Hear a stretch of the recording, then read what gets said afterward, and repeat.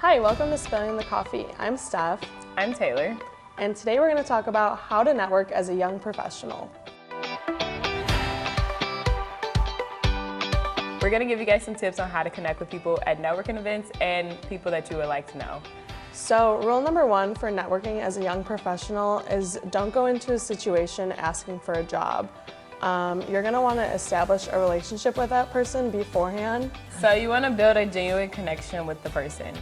You want to try to make a new friend because that connection that you have will later down the line be something that you can use.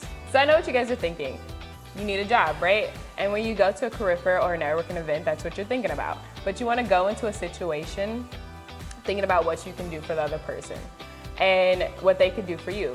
So you want to set up an informational interview with someone that you're connecting with. That'll help you learn more about the job that you want to have or the industry that you want to go into. Also, during that informational interview, pay attention to what that person is telling you while you guys are chatting a little bit, and you might be able to make more connections in the process. So after you've had your informational interview, it's important to stay in contact with the person. Find a reason to follow up with them. Maybe it's the connection that you made when talking to them or the industry that you're trying to get into. Maybe you just have a connection, a genuine connection with that person.